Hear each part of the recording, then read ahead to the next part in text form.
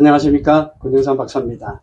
이번 영상은 우리가 일반적으로 이제 상권 현장에 나가서 좋은 점포는 어떤 점포인지, 성공할 수 있는 성공 점포는 어떤 조건을 갖춘 점포가 성공할 점포인지, 그 부분에 대해서 오늘은 좀 말씀을 드리려고 합니다. 좋은 점포라는 것은 여러분들이 누구나 다 그렇게 찾는다고 생각이 들어요. 제가 이제 이 상권 분석, 입지 분석, 점포 개발을 35년간 하다 보니까 수많은 창업자들 그리고 예비 창업자들을 만나보고 점포 개발을 하면서 이런 것들을 많이 느끼게 됩니다. 좋은 점포란 그분들 입장에서는 임대료도 사고 그리고 권리금이 없는 점포를 가장 좋은 점포라고 생각하시는 분들이 굉장히 많습니다. 하지만 상권 현장에서는 이런 점포를 구했을 때 굉장히 실패할 확률이 높다는 얘기예요.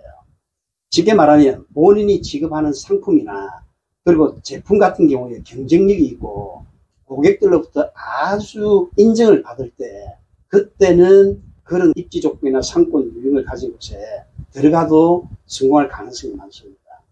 하지만 대부분의 업종이나 아이템 같은 경우에 이렇게 임대료가 싸고 권리금이 없는 곳은 골목 상권 중에서도 아주 협소한 골목 안쪽에 들어가 있는 상권과 입지가 형편없는 곳이라고 생각하시면 될 거예요. 그러다 보니까 이런 곳에 출점하신 분들은 일부 배달 전문점을 제외하고는 성공할 확률이 굉장히 희박하다, 그렇게 말씀을 드리고요. 그리고 이제 두 번째는 우리가 일반적으로 이제 임대료는 산데 권리금이 조금 있는 이런 점포들이 있습니다. 역시나 마찬가지로 상권은 그렇게 좋지 않은데 입지 조건이 조금 좋아서 그렇게 권리금이 붙어있는 점포도 있고요. 그리고 역시나 마찬가지로 상권은 별로 좋지 않는데 입지의 유무를 떠나서 장사가 어느 정도 돼서 권리금을 이렇게 받으려고 하는 점포가 있습니다. 그래서 이런 점포들은 우리가 말하는, 쉽게 말하면 동네 장사를 할 수 있는 업종과 아이템이 적합하다고 말씀을 드릴 수 있을 것 같아요. 쉽게 말하면 이런 상권들은 배달 전문점을 비롯해서 고객들이 꼭 필요한 부분들을 사러 올 수밖에 없는 그런 업종들, 쉽게 말하면 세탁소라든가 안 그러면 철물점이라든지 슈퍼마켓이라든지 이런 부분들이 해당된다고 생각이 듭니다. 그래서 이제 이런 부분들은 사실은 어떤 업종들, 그런 생활 밀착형 업종 외에는 장사하기가 결코 만만치 않을 거다, 이렇게 판단이 되고요. 그리고 이제 세 번째는 임대료는 산데 권리금이 많은 점포가 있어요. 역시나 마찬가지로 상권은 그렇게 내세울 거 없지만 이 자리에서 본인의 어떤 서비스라든지 상품력이라든지 제품력이라든지 이런 것들로 인하여서 고객들을 찾아오게 만들고 고객들이 매입하도록 만들었다는 얘기예요. 그래서 그 상권에서는 어느 정도 매출이 올라오는, 권리금을 조금 높게 받는 이런 점포란 말이에요. 그렇다면 여러분들이 단순하게 상권과 입지 조건을 보지 않고 여기에 장사가 잘 된다는 그런 한 가지만 바라보고 들어가기에는 굉장히 위험 부담이 있다, 그렇게 말씀을 드립니다. 왜냐하면 여러분들이 가지고 있는 그 서비스력이 앞전에 있던 그 점포에 장사하시는 분하고의 서비스를 같을 수가 없고요. 그리고 그분이 취급하는 제품이나 상품력이 여러분들이 또 다른 어떤 제품을 또 더 들여오고 다른 상품으로 대체를 한다 하면 그것이 고객들한테 또 인정받고 성공한다는 보장이 없다는 얘기예요. 그래서 이런 부분들이 있다는 말씀을 드리고요. 그리고 네 번째는 임대료는 비싸고 권리금 없는 점포가 있습니다. 여기는 특히나 뉴타운, 신도시 개념의 상권들이 이런 곳이 굉장히 많아요.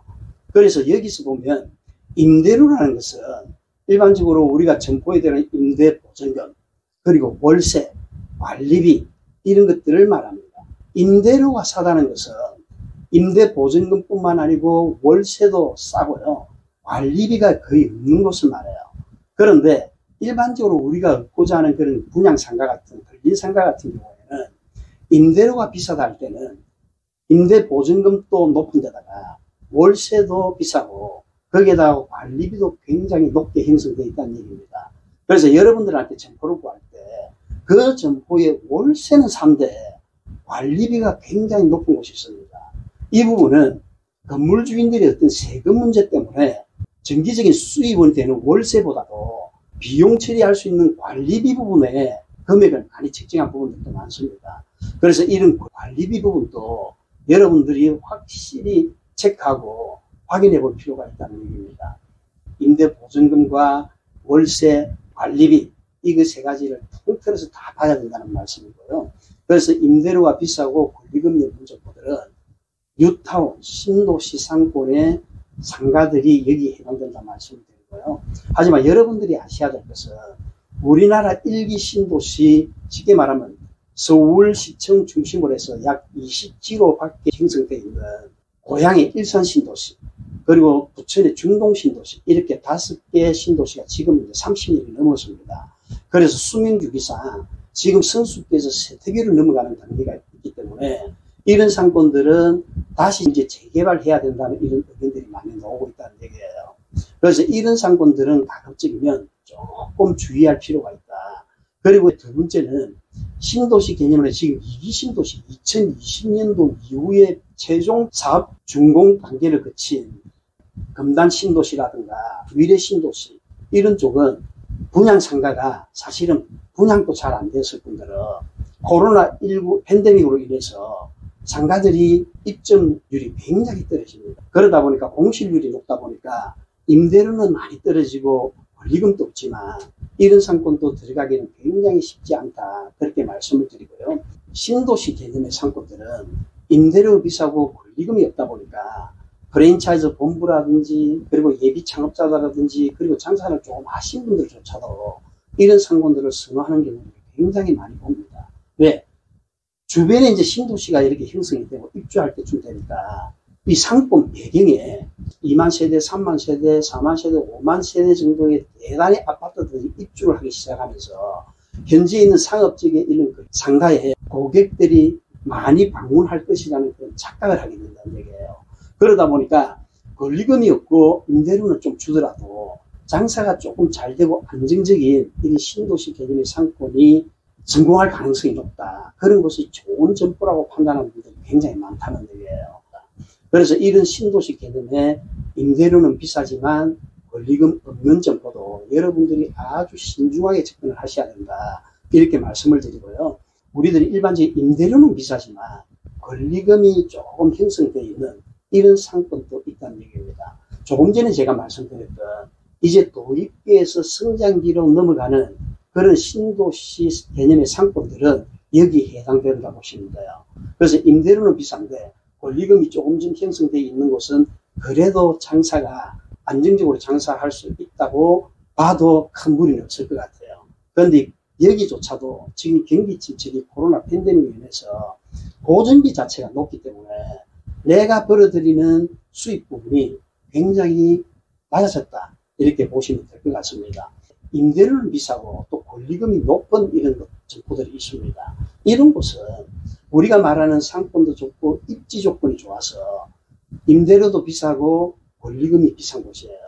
물론 여기에는 주로 고부가 가치 산업의 업종들이 많이 들어가 있는 것을 보실 겁니다. 쉽게 위치 좋은 곳에는 안경점, 그리고 휴대폰 대리점, 이런 것들이 주로 많이 들어가 있는 것을 여러분들 보실 수 있을 거예요.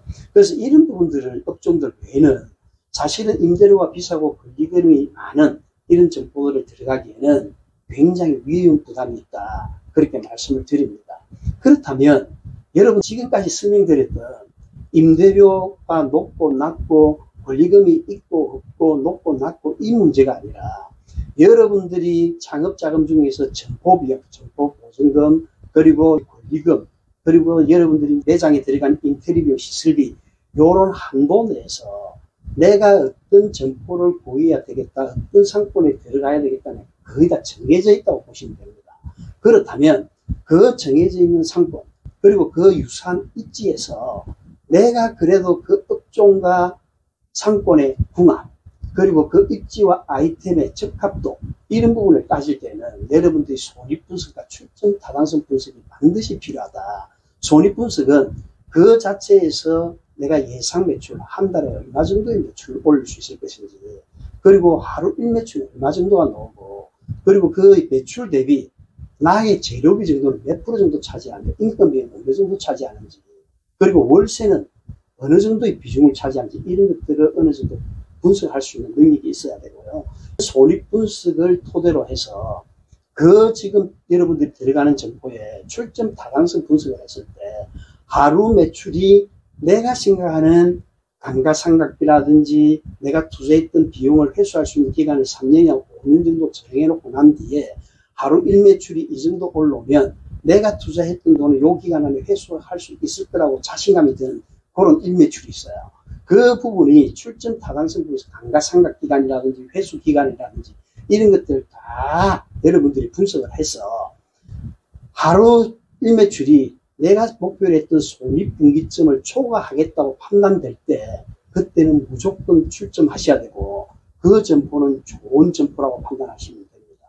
그래서 이런 점포를 찾기 위해서는 여러분들이 상권이나 입지를 많이 보셔야 되고요. 많이 돌아다니셔야 되고요. 점포도 많이 보시고 그런 현장 감각을 익혀서 좋은 점포 그리고 성공할 수 있는 점포 그것을 찾을 수 있는 역량 그리고 나의 어떤 시야 나의 수준 이런 것들을 높이셔야 된다는 얘기예요. 그래서 여러분들한테 제가 좀 강구를 드리는 것은 창업은 쉽게 할 수 있을지 모르나 좋은 점포 성공할 수 있는 점포는 굉장히 여러분들이 꼼꼼하게 깐깐하게 그러니까 따지고 분석하고 조금 시간이 걸리더라도 그렇게 판단할 수 있는 능력을 길렀을 때 그때 창업을 하시라고 당부를 드립니다. 이번 영상은 여기까지 하겠습니다. 다음 영상에서 또 뵙겠습니다.